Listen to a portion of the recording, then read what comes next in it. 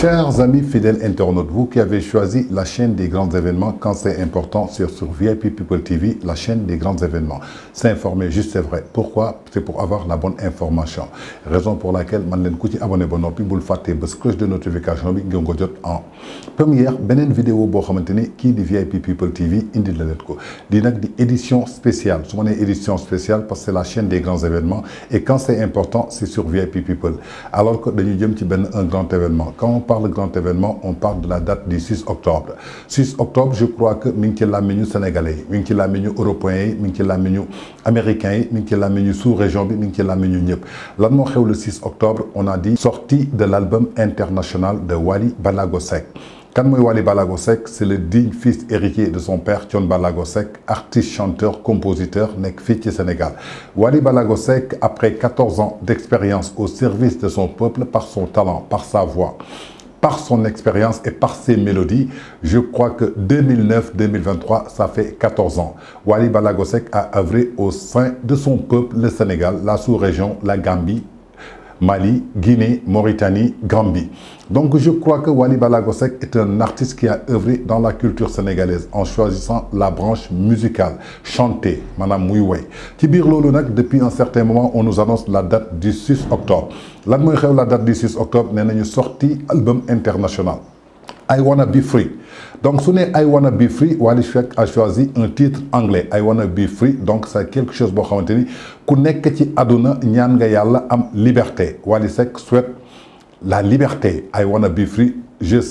souhaite être heureux. Je souhaite être libre. La liberté. I Wanna Be Free. C'est l'album bi tekki. Muy album boo xamante ni Wally daf ko concevoir pendant 4 ans. Ci biir 4 ans yi Wally mi ngi liggéey ci album boo xamante ni album international la. Album boobu Wally def na ci ay déplacements, def na ci ay voyages, tourné na ci ay vidéos, dépensé na ci des centaines de millions. Pourquoi I Wanna Be Free album international? Sur des albums internationalisés, je crois que depuis un certain moment, depuis l'ère de la digitalisation, bépp album boo xamante ni génn na Sénégal bi nga xamante ni ñi ngi koy jaay ci plateforme yi moo xam ci yi ngi koy dégloo fépp ci Spotify ci iTunes fépp ñu ngi ko fay dégloo ci plateforme digitale yi album international la mais tey Wally dafa jël beneen registre boobu maanaam mooy lan maanaam s'ouvrir à d'autres fenêtres, s'ouvrir à un autre monde de la musique. Comme on dit, la musique est universelle. La musique n'a pas de frontières. Tey ñu bëri dañuy jël communication bi accentué wu sorti album bi nga xamante ni moom la Wally di génnee le 6 octobre ñu focaliser ko ci disque d'or. Alors que gars yi dañuy def erreur de communication Wally focalisé wul ci disque d'or waxuñu dañuy génnee album bi le 6 octobre rek le 6 octobre Wally Seck am disque d'or Wally Seck dafa choisir dem ci beneen univers ubbi beneen plateforme ginnaaw sosal dañu Sénégal fii goney Wally yi ñu jógee foofu sos fi loo xamante ni mooy benn communauté bu ñu tuddee Faramareen maanaam Faramareen mooy les amis ak ñi nga xamante ni dañoo bëgg Wally Seck di topp Wally Seck ci ay musique am ci ay soirée léegi nag Wally dem ba benn instant comme ni ñu koy waxee la musique est universelle dafa am beneen univers boo xamante ni foog Wally dugg fa mooy fan mooy univers international Wally dafa war a way tey tubaab bi toog këram déggul Wally Seck wolof bi muy way albumu Wally Seck dugg ci biir xolam américain bi pareil asiatique bi pareil chinois bi pareil donc Wally Seck I Wanna Be Free bi mu ubbee album boobu donc daf ko internationalisé maanaam c'est pour que mu jógee ci benn étape dem ci beneen étape Wally dafa nekkoon ci étape bu Afrique nekk ci état bu Sénégal maanaam ci Faramareen yi maanaam ci soirée yu muy def Vogue soirée yu muy def Baramundi soirée yu muy tëgg ci dîner de gala yi soirée yu muy tëgg concert yu muy tëgg Gambie di ko tëgg Mauritanie Mali partout à travers la sous-région tey nag Wally nee na jot na comme ni ñuy déggee Maître Gims di ko déggee Tay di ko déggee Dadju di ko déggee Chris Brown di ko déggee ñooñu partout à travers le monde ñooñu seen musique tey ñun ñu koy consommer ci Sénégal dem ba nga xamante ni tey artistes promoteurs yi mën nañu jël des centaines de millions fay ko benn Dadju pour mu ñëw Sénégal alors que Dadju boobu tey ëppul talent artistes yi nekk Sénégal Wally ak ñoom ñoo bokk benn génération Wally a choisi génn beneen univers pour mu génn univers boobu nag foog mu diversifier musique am foog mu indi beneen kàllaama foog mu dugal ci yeneen làkk yoo xamante ni dafay maanaam am benn genre diversité donc ci diversité boobu nag la Wally duggoo album international bi donc souvent on voit beaucoup de gens ñoo xamante ni xëy na fans moo leen yóbbu ak bëgg artiste bi et comprendre ñu moo tax ñuy wax toujours ci disque d'or tey su ñu nee album bi da nga koy précommandé donc c'est juste pour indi leen ci beneen registre parce que tey album bi ñuy jaay album da doon génn Sénégal looy dégg yónnee ma son Wally Seck bu bees bi album bi dafay génn doo ma may CD Wally Seck album bi dafay génn nga ne fan laa mën a dégloo affaire bi gars yi di ko partagé tey nag dañ leen yóbbu ci beneen univers alors que tey daju ñemewul génnee album benn fan ne ko yónnee ma son wu daju wala daju may ma sa CD nii pour Maître Gims nii pour Taïb donc pourquoi pas pour le Sénégal donc registre boobu la Wally ñëw pour génn ci benn étape maanaam étape bi mu jógoon par rapport ak Faramaren Sénégal dugg ci beneen étape wan leen que la musique est universelle am na talent bi am na capacité bi am na potentialité bi donc ci biir potentialité boobu nag la ñu war a génnee album bi donc du question ni ko sorti album bi dafay génne rek Wally gis ci disque d'or nee nañ leen pour ngeen am disque d'or foog nga jaay 50 000 exemplaires su doon loolu kese la je crois que chaque fois que Gims wala Daju génnee benn album rek ñu am disque d'or donc bu ñu focaliser wu ci disque d'or lan la ñuy focaliser wu maanaam Wally dafa jógee ci benn étape maanaam mooy étape bu Faramaren pour indi beneen album boo xamante ni day yóbbu boppam au niveau international tey au lieu que ay promoteurs sénégalais ak africains di ko jël tey benn promoteur américain jël Wally joué la joko ci yeneen salle en Amérique ay promoteurs français jëli ji ko comme ni ñuy jëlee Maître Gims di ko jëlee Daju di leen yóbbu partout ay festivalu Marrakech ay États-Unis ay Las Vegas tout cela donc pour vous dire que édition spéciale bi c'est donc pour indi ay précision ak ay éclaircissement jëm ci wàllu album international bi bu leen focaliser wu que le 6 octobre album bi dafay génn Wally am disque d'or lay topp ci ginnaaw 6 octobre je crois que Wally ci loolu lay liggéey maanaam ban étape la Wally war a jóge dafa jógee woon premier étage Wally dafa bëgg a dem deuxième étage su jógee deuxième étage dem troisième étage tey quand on fait la comparaison quand Tupac prenait son disque d'or mais ñaata exemplaires la jaay il a vendu 175 millions d'exemplaires Tupac a vendu 175 millions d'exemplaires tey quand on voit parfois ñenn ñi taxaw di communiquer ci album bi souvent dañuy induire nit ñi à l'erreur alors que tey album bi mën na génn le 6 octobre am ay nit yoo xamante ni gisuñu disque d'or ñu naan non kon ñii lu ñu doon wax ak nangam sangam alors que ñooñu ñoo yóbbu ci nit ñi benn communication boo xamante ni jëmul ci communication disque d'or parce que disque d'or amul dara bokk na ci loo xamante ni artiste bu nekk bëgg na ko mais mënu la may xaalis mënu la may dara et je dis que tey Wally su gagné woon disque d'or en vendant plus de 50 000 exemplaires tey la muy am ci xaalis ci disque d'or boobu mënul financer mënul sax remplacer li nga xamante ni dépassé na ko durant 4 ans ci liggéey album boobu donc raison pour laquelle il faut que fans yi il faut que mélomanes yi il faut que sénégalais yi il faut que le monde entier puisse comprendre c'est quoi la sortie de l'album international I Wanna Be Free de Wally Ballago Seck ce 6 octobre donc li ci am mooy Wally dafa jógee ci benn registre pour ubbeeku ci beneen communauté war a mën a consommer musique am di ko déglu parce que comme ni ma ko waxee après 14 ans d'expérience au service de son peuple il est devenu le chanteur du peuple tout le monde l'a reconnu ça donc lan moo des Wally xooli beneen peuple ban peuple lay xooli mooy international bi donc je crois que c'est pas pour avoir un disque d'or en même temps dañu tollu ère boo xamante ni ku nekk da nga war yor carte bancaire mën nga bañ a am sax compte bancaire am carte bancaire parce que da nga koy jël recharger ci xaalis donc bu njëkk da nga doon gis album bi ñuy wër si mbedd bi di ko jaay affaire u baana kii jox la 10 000 kii jox la 5 000 nga jaay ko alors que tey dañ ko yóbbu pour nga précommander sa album fan nga koy précommander sa ay structure la yoo xamante ni c'est contrôlé parce que Wally tey su demee ba jël musique am yóbbu ko SACEM yóbbu ko Believe ñoo nga xamante ni ñoom ñooy contrôlé lépp lu jëm ci wàllu digital am foofu amatul naxe amatul tappale parce que ay résultats la ay fiches la ñoom ñoo koy wane comme j'ai l'habitude de dire toujours ku wax ne Tange moo dàq wax statistique parce que ku nekk xam na ne concert bu am ma génne la statistique ma ne la concert bi nangam la salle bi tant de place la nombre de billets lañ jaay nombre d'invitations lañ joxe nombre de badges lañ joxe mais lan la ñuy comptabiliser ñi jël seen xaalis jënd ñooñu pour nga mën ko comptabiliser foog nga jaar ci ay plateforme tey lu mel ni Fnac soo fa jaaree dafay am plateforme lu mel ni Auchan dafay am plateforme tey ñooñu dañ la koy ciblé parce que da ngay def sa précommande bi da ngay fay par carte bancaire dafay feeñ ci registre bi après loolu lay SACEM di jël SACEM su ko jëlee xam na ni que kat album Wally Seck bi tant de personnes précommandé nañ ci donc lii la jaay loolu dafay am benn justificatif bu leer nañ donc ce que je veux expliquer pour indi benn précision le 6 octobre c'est pas que Wally dafa war a génnee album bi rek uniquement pour am disque d'or Wally fuccewul disque d'or xoolul disque d'or xëy na nag album la bu ñu liggéey nit ñi am yaakaar ni que album bu mën a indi disque d'or la parce que indi na système bu bees boo xamante ni moom lañ koy jëndee muy précommande parce que képp koo xamante ni dem nga def sa précommande album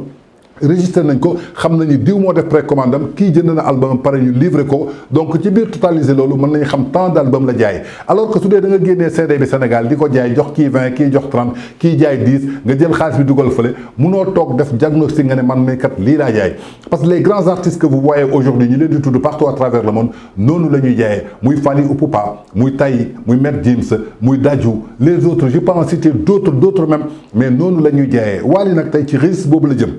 Donc c'est juste pour apporter une précision motax ma bëgg ñu déglu yi kàddu yi nga xamanteni ki di Bijou Ngoné yëkëti nako mu doon lo xamanteni lu am importance la communication bi ci li lañ ko wara accentuer wu bañ a accentuer wu communication bi uniquement sur un disque d'or. dëgg non en fait c'est pas question de fanatisme hein des fanatiques on en voit partout mais seen njort bu rafet kese la ñu am ak seen bëgg-bëgg et que duñ leen ko bañal parce que peut-être que Wally moom moo toll noonu donc mais nous en interne ou bien pour ne pas créer de frustration je vais pas parler de communauté parce que tey communauté moom Faramareen dafa yaatu moom laay wax démb ce n'est plus une question de Faramareen ou quelque chose comme ça mais moom moo yaatu de telle sorte que et puis les gens confondent aussi. Les gens qui travaillent pour Wally, danaka ne fréquentent pas Wally. Ni si up walk, ni si up. Vous les voyez pas autour de lui, tu vois. Donc il a ben staff bien défini bo xamantene ñi ngi liggéey seen liggéey. Donc ñi ko wër nak di bon parce que mom mo bindo non en fait. Du question de fanatisme mom la lay wax sank. Des fanatiques on en voit partout mais Wally ay fansam ak ay nitam dañ ko bëgg ba yéné ko lépp moom lay wax sank album bi du xaalis la ci wut parce que tay lim ci perte mënatu koo dabu c'est quelque chose boo xamante ne depuis 4 ans beaucoup de choses se sont passées. Non du tout non dafa ku nekk da nga baax rek di wax ci sa côté ku nekk da nga baax di wax ci sa côté et c'est bien beau c'est ça qui fait le charme de Wally et c'est ce qui l'entoure hein. C'est ce qui fait le charme de Wally quand même hein ñëppay fàqe fépp di wax ku nekkay wax mais personnellement moi j'essaie de centraliser la communication quand même hein bu ci topp ci côté xaalis bi ngay wax xaalis bi en fait la réalité c'est que il ne peut absolument rien gagner dans cet album, tu vois. Donc c'est ce que je te disais tout à l'heure. Depuis 4 ans, il est en train d'enregistrer cet album. Comprendre, hein 4 ans, beaucoup de choses se sont passées durant ces 4 ans-là. Hein? Il y a le décès de son père, il y a la Covid, hein? Il y a les concerts qui ont été... Beaucoup de concerts ont été annulés même. Hein? Voyage bari lui en personne, il n'est même pas conscient. Par exemple, man sama genre nga xamantene man may calculer 4 bi. Wally, il peut réellement rien gagner dans cet album en matière d'argent, tu vois,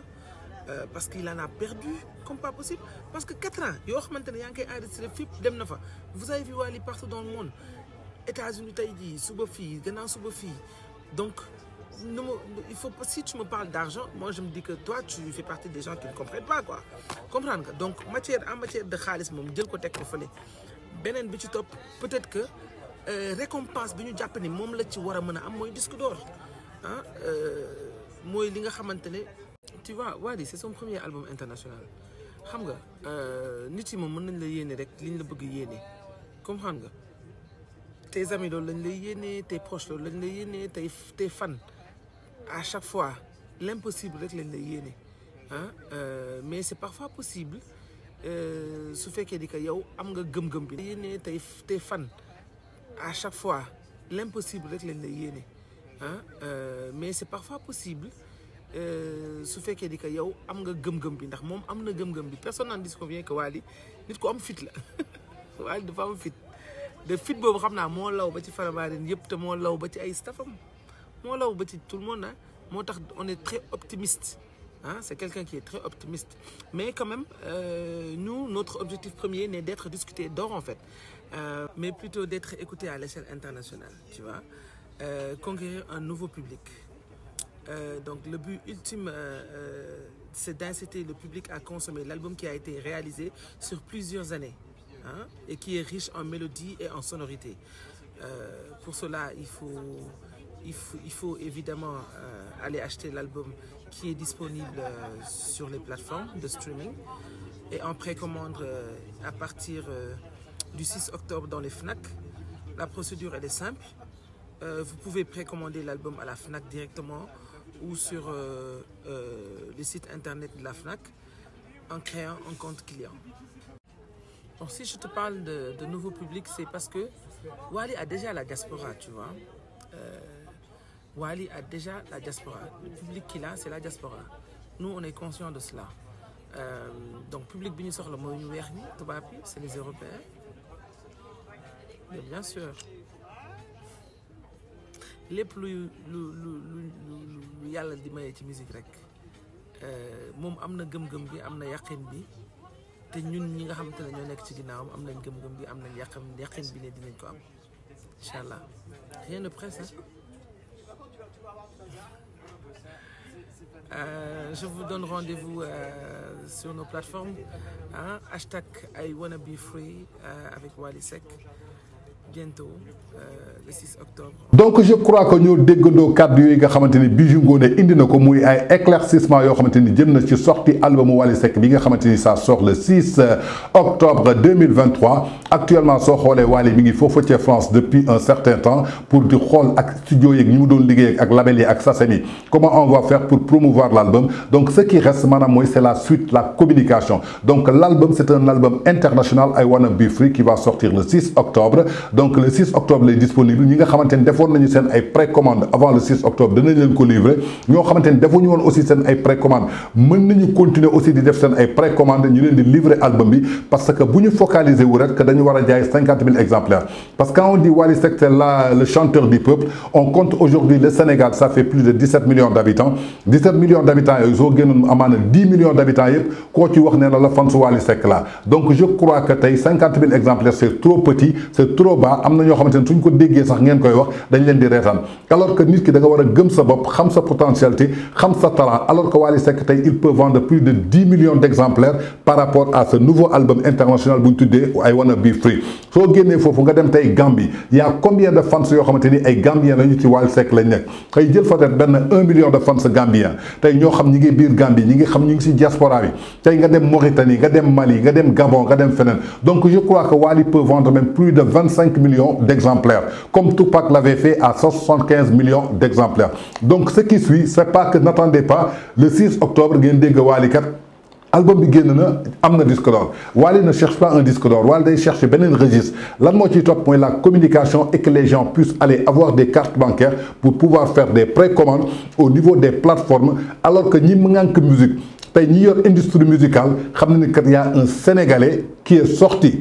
de l'ordinaire pour entrer dans l'extraordinaire. Aujourd'hui, vous avez vu Youssou Ndour, comment il fonctionne. Parfois, moi, ay tournées yoo xamante ni ay tubaab ñoo koy def ay alliance ñoo xamante ni benn structure la boo xamante ni bokkuñoo dara staffu Youssou Ndour bi ñuy gis ak moom Sénégal. Alors que tey Wally il est comme ça ci registre boobu la bëgg a dem. On voit beaucoup de gens entourer Wally, beaucoup de gens fréquenter la maison de Wally. ñu foog ni ñooñu ñooy liggéey ci communication Wally alors que Wally am na ay staff am ay professionnels yoo xamante ni mi ngi liggéey ak ñoom te nit musu leen gis ak Wally nit musu leen gis kër Wally musuñu dégg benn problème am ñu wax ci ils vont parler que quand c'est important et que fu mu amee solo donc je crois qu'il faut que Sénégalais yi faire la part des choses.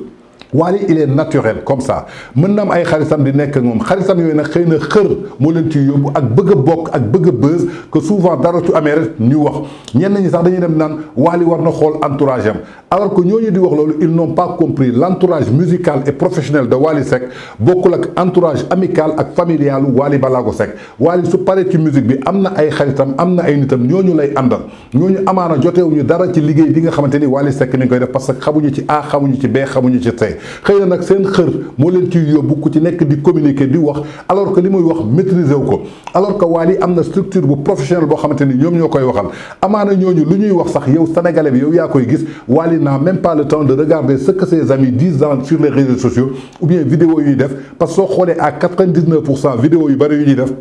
Wally après si nit ñi la koy déggee donc il faut qu'on soit ñu def la part des choses am na ñoom dañuy topp Wally uniquement pour feeñ maanaam ñuy wax boo xamante ni maîtriser wuñu ko alors que Wally a une structure professionnelle boo xamante ni ñoom ñoo ko encadré te sénégalais mosu leen gis ak moom mosuñu gis vidéo mosuñu gis photo ni TikTok ak Wally alors que ñooñu ñu ngi ci liggéey boo xamante ni bu am solo la donc ce que on peut vous dire rek maanaam mooy la sortie officielle de l'album I Wanna Be Free International de Wally Ballago Seck ce sera le 6 les gens ont déjà précommandé donc continuez leen ngeen dem di précommander seen ay album avant le 6 après le 6 aussi mën ngeen continuer dem di ko jëndi jiwaat parce que su boobaa day fekk nekk na nga yóbbu sa carte bancaire nga dugal album Wally Seck laa bëgg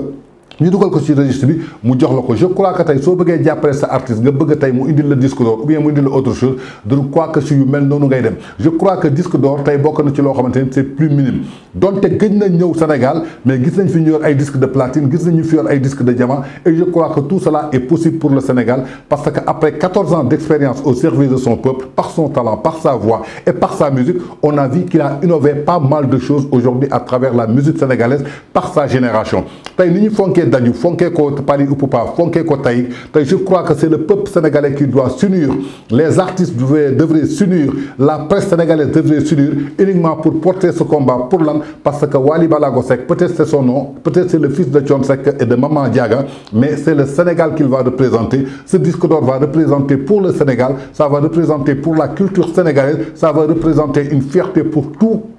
personne qui est sénégalais nga doon artiste nga doon waykat nga doon tëggkat fierté lay doon ci yow parce que dafay bokk ci sa palmarès tey fépp foo mën a dem ci àdduna ci wàllu musique nga yëkkati sa tour on va te dire que le Sénégal kat y a un artiste à tellement année il a sorti I Wanna Be Free comme tey 175 millions exemplaires yi Tupac Ndiaye nekk ci exemplaire nekk ci histoire nekk ci taarixu histoire culturelle ou musique tey Wally Ballago Seck dem ba nekk ci donc je vous donne rendez-vous le 6 octobre la sortie de I Wanna Be Free de Wally Ballago Seck, l'album international qui n'a rien à voir avec un disque d'or, mais qui peut amener un disque d'or. amul lu mu jotee disque d'or mais mën na indi disque d'or si kaw lan fans yi dem précommandé ji album bi ñu bañ a focaliser wu ci disque d'or xaaraat Wally mu tegaat yeneen jéego ba nga xamante ni fu ñuy dégg les plus grands artistes à l'international ñu dégg ko foofu muy leen iloon tey c'est une édition spéciale sur la sortie officielle de l'album international de Wally Ballago Seck I Wanna Be Free le 6 octobre nous vous donnons rendez-vous à la prochaine fois dans un autre numéro de édition spéciale c'était I Wanna Be Free de Wally Ballago Seck.